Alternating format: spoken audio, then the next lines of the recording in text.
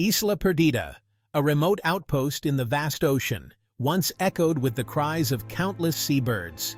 Its rugged cliffs and wild shores had remained undisturbed for generations. But a troubling silence began to settle.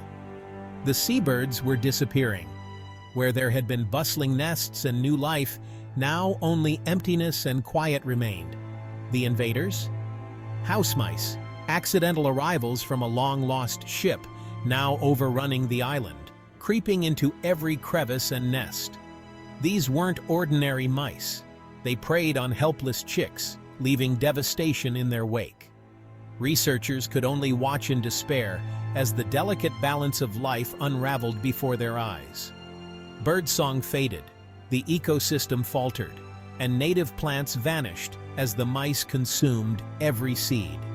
Isla Perdida teetered on the edge of becoming nothing more than a lifeless stone, an echo of what once was. The world stood to lose a rare treasure, and the clock was ticking. In desperation, a call for rescue was sent out. A dedicated group of conservationists responded, ready to take on a daunting mission. The future of Isla Perdida and its birds now rested in their hands. The obstacles were enormous, but failure was not an option. A new chapter for Isla Perdida was about to unfold. The fight to reclaim the island had started.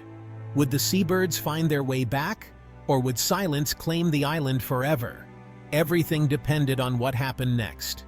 Dr. Eris Thorne, a renowned specialist in restoring island ecosystems, spearheaded the daring operation. Their approach was uncompromising: eliminate every last mouse from the island. Just one mouse left behind could trigger a new infestation. The island's steep cliffs and thick vegetation made the mission incredibly challenging. The team charted every mouse habitat, analyzed their behaviors, and devised a strategy as precise as a military campaign.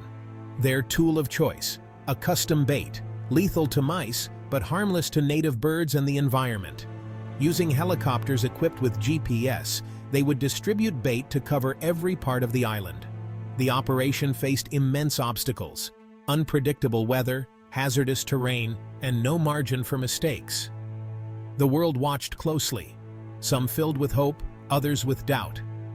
Was such drastic intervention justified? Dr. Thorne argued that since humans caused the problem, it was up to humans to fix it. Gradually, public support followed, and the project got the green light. The crew readied themselves for what would be the most ambitious eradication ever undertaken. Every aspect was critical. The fate of Isla Perdida's rare birds hung in the balance. The countdown to action began. Around the globe, people waited in suspense. The battle for the island had officially begun. As the first light touched the island, anticipation ran high among the team. Helicopters soared overhead, dispersing bait with pinpoint accuracy thanks to GPS technology. On the ground, crews scaled cliffs and explored caves, determined to leave no corner unchecked. The mission was grueling and hazardous, but the team pressed on without hesitation. When the last bait was dropped, a profound quiet settled over the island. Scientists quickly established monitoring posts and set up cameras throughout the wilderness. In the initial days, a handful of mice appeared on camera, but by month's end, they were gone. After months of careful checks, there were no tracks, droppings, or sightings left to find. Isla Perdida was officially declared free of mice. Relief and celebration swept through the team. Their risk had been rewarded. For the first time in generations, the island was liberated from its smallest invaders. Seabirds could finally return and nest in peace. Native plants and insects began to thrive once more. The triumph was hard-earned, but the true challenge was just ahead. What changes would unfold on this renewed island? The team watched, filled with both hope and uncertainty. Isla Perdida's next chapter was yet to be written. The world watched closely, eager to witness the island's revival. The silence now brimmed with hope. The story of Isla Perdida was only beginning. In the days before the mice vanished, Isla Perdida appeared calm and serene under the sun. Yet its surface was lifeless, stripped bare of vitality. When darkness fell, waves of mice emerged, attacking hatchlings and consuming every seed they found. The very core of the island was being consumed. The eradication brought a brief roar of helicopters overhead. Then, an overwhelming hush descended. The constant scurrying of mice disappeared. For the first time in living memory, the earth lay undisturbed. The adult seabirds noticed the difference, sensing a new tranquility in the air. Scientists wandered the island, filled with wonder, realizing they were witnessing a turning point. The landscape was now a blank slate. Patches of bare earth, seeds lying dormant, and a deep, waiting quiet. The threat was gone, but the process of healing had yet to begin. The seabirds carried on with their ancient routines, while the island itself seemed to pause, as if holding its breath. The greatest challenge was still to come. What would Isla Perdida become next? The team understood that nature's reaction would be impossible to predict. The island was poised for renewal. Its future was unknown, but hope had returned to its shores. The silence wasn't emptiness. It was the promise of change. Isla Perdida stood ready for a fresh start. The countdown to transformation had begun. 12 months after their bold intervention, Dr. Thorne and her team set foot on Isla Perdida once again. The transformation was striking. The island now shimmered with life, its greenery more vivid than ever. Native plants and rare blossoms thrived, with seeds that had lain dormant for years finally sprouting. The air was alive with the hum of insects and the sweet aroma of fresh blooms. The researchers were filled with a mix of pride and wonder at the sight. The seabird colonies, in particular, had undergone a dramatic revival. Nests brimmed with robust chicks, and the earth below teemed with new life. Birds returned to their former nesting grounds, and their survival rates soared. The island of lost birds had found new vitality. Yet an unexpected twist emerged. The ground now crawled with insects. Beetles, crickets, spiders, all multiplying rapidly without mice to prey on them. The team quickly realized the ecosystem was shifting in ways they hadn't foreseen. With the mice gone, new ecological forces had been unleashed. The island pulsed with life, but it was a different world than before. The team celebrated their achievements, but also pondered what other surprises the future might hold. Restoring balance, they realized, was far more complicated than anticipated. Each success brought fresh obstacles to overcome. The story of the island was still unfolding.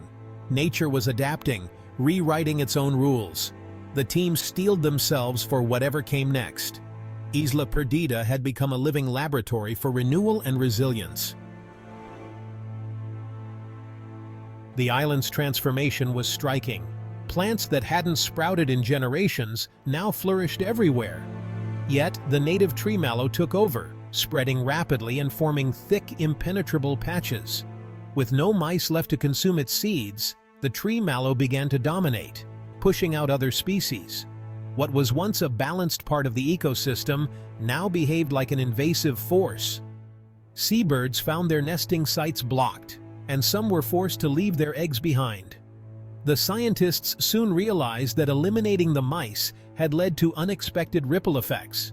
Instead of returning to its former state, the island's ecosystem was evolving into something new. The gap left by the mice was filled in surprising and unpredictable ways. Now, the team faced a fresh obstacle: controlling the rampant growth of tree mallow. True restoration, they learned, meant ongoing care, not just removing a single threat. Isla Perdida revealed just how intricate and fragile nature's balance can be. Their mission was far from finished. The future of the island would depend on thoughtful, creative stewardship. Insects exploded in number. Beetles, weta, and countless others now dominated the island. Their buzzing and chirping filled the darkness, transforming the once quiet nights into a living symphony. As insects feasted on decaying plants, the soil grew richer. clear evidence of nature's rebound. Yet this surge brought unexpected trouble. The island pipit, a tiny bird that relies on insects for food, started to vanish. Overcrowding and nest invasions by giant weta put the pipit at risk, a surprising twist for the restoration team. The ecosystem was shifting in ways no one had predicted.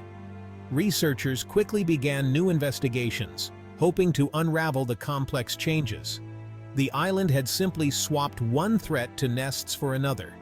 Every intervention set off a chain reaction. The local community was amazed. Restoring balance was proving far more complex than anticipated. The team pressed on, adapting to each new surprise. Isla Perdida was vibrant, unpredictable, and still seeking harmony.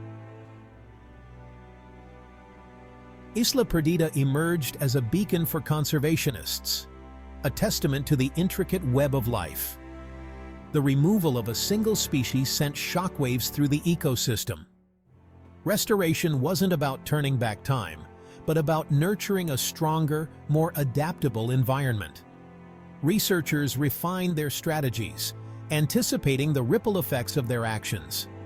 Ongoing stewardship became essential, removing invasive plants and safeguarding the vulnerable pipit nests. Seabird populations soared, pipits began to rebound, and a new equilibrium slowly took shape. The achievement was undeniable, though the path was far from straightforward. Saving the seabirds unveiled the astonishing complexity of the natural world. True conservation is about collaborating with nature, not dominating it. Isla Perdida now stands as a symbol of optimism and a lesson in humility. We can repair our errors, but only with thoughtful, deliberate action. Nature always finds ways to surprise us.